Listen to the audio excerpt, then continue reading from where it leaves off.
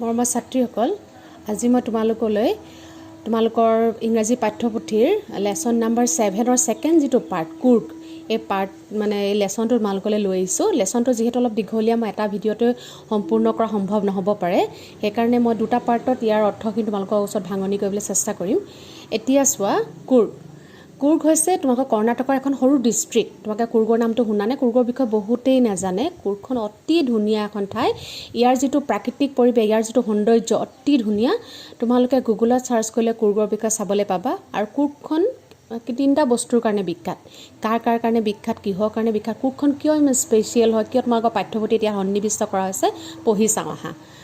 Coorg is a coffee country famous for its rainforest and spices. কুৰ্গখন এখন coffee country বুলি কৈছে। Coffee উৎপাদন হয় আৰু কিহৰ কাৰণে বিখ্যাত? rainforest and spices. Midway between Mysore and the coastal town of Mangalore sits a piece of heaven that must have drifted from the kingdom of God. কৈছে মাইচোৰ আৰু কোষ্টেল টাউন অফ মাংগালোৰৰ মাজত এখন ঠাই আছে যিখনক হেভেন বুলি কৈছে, স্বৰ্গ বুলি কৈছে। that must have drifted from the kingdom of God, যিখন ভগৱানৰ ৰাজ্যৰ পৰা হয়তো আহি পিনি পৃথিৱীত পৰি গ'লহি। এখনক স্বৰ্গৰ লগত তুলনা কৰিছে, ভাবিছোৱা কিমান ধুনীয়া ঠাই হ'ব লাগিব। This land of rolling hills is inhabited by a proud race of martial men, beautiful women and wild creatures. এই ঠাইডোখৰত বসবাস কোনে কৰে বুলি কৈছে? Martial man. ইয়াৰ মানুহখিনি হৈছে মতা মানুহখিনি যুঁজাৰু, তেওঁলোকে যুদ্ধ কৰে। তাৰপিছত বিউটিফুল ওমেন, ইয়াত ধুনীয়া মাইকী মানুহবিলাকক ধুনীয়া বুলি কৈছে। এণ্ড ৱাইল্ড ক্ৰিয়েচাৰ্ছ, আৰু বনৰীয়া জীৱ জন্তুৰে ভৰ্তি। Coorg or Kodagu, the smallest district of Karnataka, is home to evergreen rain forest, spices and coffee plantation. কুৰ্গৰ কোডাগু, কুৰ্গৰ আনটা নাম কৈছে কোডাগু হয়। The smallest district of Karnataka, কৰ্ণাটকৰ আটাইতকৈ সৰু যিখন ডিষ্ট্ৰিক্ট, জিলা, সেইখন হৈছে Coorg. Is home to evergreen rain forest, spices and coffee plantation. ইয়াত কি উৎপাদন হয়? এভাৰগ্ৰীণ ৰেইন ফৰেষ্ট ইয়াৰ বিখ্যাত হৈছে তিনিটা কাৰণত মই কৈছিলোঁ। ইয়াত এভাৰগ্ৰীণ ৰেইন ফৰেষ্ট মানে চিৰসেউজীয়া উদ্ভিদ, য'ত গোটেই 12 মাহেই কি হৈছে পাতসমূহ সেউজীয়া হৈ থাকে। স্পাইচেছ, ইয়াত মছলাৰ কাৰণে বিখ্যাত। এণ্ড কফি প্লাণ্টেশ্যন, আৰু কফি উৎপাদন হয়। Evergreen rain forest cover 30% of this district. আৰু এভাৰগ্ৰীণ ৰেইন ফৰেষ্টে, চিৰসেউজীয়া উদ্ভিদে ইয়াৰ সৰ্বমুঠ মাটিকালিত 30% বেৰি আছে। During the monsoons it pours enough to keep many visitors away. যিহেতু ইয়াত বৰষুণ হয়, সেয়েহে কৈছে মনচুনৰ সময়ত, বৰ্ষা সময়ত ইয়াত কি হৈছে ভিজিটৰ্ছসকলে ইয়াত চাবলৈ আহিব নোৱাৰে। The season of joy commences from September and continues till March. আৰু যিহেতু ইয়াত অতি ধুনীয়া বতৰ কেতিয়া হয় বুলি কয়, ছিজন অফ জয় ধুনীয়া কেতিয়া হয়, তেতিয়া কৈছে ছেপ্টেম্বৰৰ পৰা মাৰ্চলৈকে। The weather is perfect with some showers thrown in for good measure. তেতিয়া সেইটো সময়ত কৈছে ৱেডাৰটো ইমানেই ধুনীয়া হৈ থাকে আৰু অলপ পাতলা পাতলা বৰষুণ হৈ থাকে। দ্য এয়াৰ ব্ৰিথছ অফ ইনভিগৰেটিং কফি, আৰু ইয়াৰ বতাহত সেইখিনি সময়ত আমি কিহৰ গোন্ধ পাওঁ? কফিৰ গোন্ধ পাওঁ। Coffee estates and colonial bungalow stand tucked under tree canopies in prime corners. আৰু ইয়াত কি দেখিবলৈ পোৱা যায়? কফি ষ্টেটছ, কফিৰ বাগান দেখিবলৈ পোৱা যায়। আৰু কফি বাগানবিলাকত আমি কি হৈছে বাংলোবিলাক দেখিবলৈ পাওঁ, যিটো তোমালোকে চাহ গছৰ দেখিছা, চাহ বাগিচাবিলাকত দেখিছা গছৰ তলত বাংলোবিলাক থাকে, তেনেকুৱাই কৈছে কফি প্লাণ্টেশ্যনবিলাক দেখিবলৈ পোৱা যায়। আৰু গছৰ তলত আমি কি দেখিবলৈ পাওঁ বুলি কৈছে? বাংলো দেখিবলৈ পাওঁ। The fiercely independent people of Coorg are possibly of Greek or Arabic descent. ইয়াৰ যিখিনি মানুহ, এই মানুহখিনি কাৰ বংশধৰ, তেওঁলোকৰ মূল অৰিজিন ক'ৰ হয়?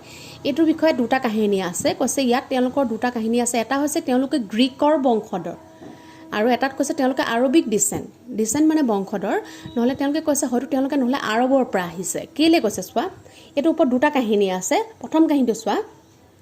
As one story goes, a part of Alexander's army moved south along the coast and settled here when return became impractical.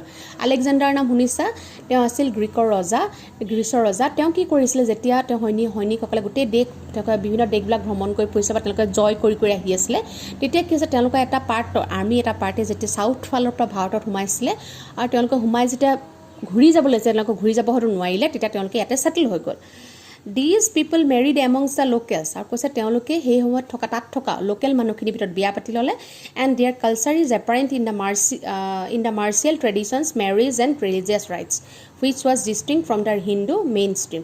আৰু তেওঁলোকৰ যিটো কালচাৰ, গ্ৰীকসকলৰ যিটো কালচাৰ আমি ক'ত দেখিবলৈ পাওঁ? তেওঁলোকৰ যুদ্ধ কৰা পদ্ধতিবিলাকত, তাৰপিছত আমি দেখিবলৈ পাওঁ বিয়াৰ বিভিন্ন নীতি নিয়ম বা ৰিলিজিয়াছ ৰাইটছ বা ধৰ্মীয় নীতি নিয়মত, which are distinct from the Hindu mainstream, যিটো হিন্দু মেইন ষ্ট্ৰীমৰ পৰা হিন্দুসকলৰ ধৰ্মীয় নীতি নিয়মৰ পৰা বা হিন্দুসকলৰ নিয়মৰ পৰা সম্পূৰ্ণ বেলেগ গতিকে সেইটো কাৰণে কৈছে যে সেইকাৰণে তেওঁলোকৰ গ্ৰীকৰ অৰিজিন বুলি এটা ফালৰ পৰা ভবা হয় আৰু এটা কাহিনী চোৱা the theory of Arab origin draws support from the long black coat with an embroidered waist belt worn by the Kodavas আকৌ কৈছে তেওঁলোকে কি হয় আৰবৰ ডিচেণ্ট হয় বুলি কৈছে কেলৈ কৈছে তেওঁলোকে এটা লং কোট পিন্ধে আৰু কঁকালত এডাল বেল্ট মাৰে ৱেষ্ট বেল্ট যিডাল কাৰ নিচিনা দেখিবলৈ ক'ব এতিয়া লাহেকৈ আৰু তেওঁলোকক কি হৈছে কুৰ্গৰ মানুহখিনিক এটা নাম দিছে চোৱা কোডাবাছ তেওঁলোকৰ নাম হৈছে কোডাবাছ ন'ন এজ কুপ্পিয়া তেওঁলোকে যিটো ড্ৰেছ পিন্ধে লং ব্লেক কোট এইটো ফটো দেখিছা তোমালোকে এইটো ড্ৰেছটো লং ব্লেক কোট আৰু কঁকালত এটা বেল্ট মাৰিছে এই ড্ৰেছটোৰ নাম হৈছে kupya it resembles the kufiya worn by the Arabs and the Kurds আৰু এই ড্ৰেছটো কাৰ লগত মিলে আৰবসকলৰ লগত মিলে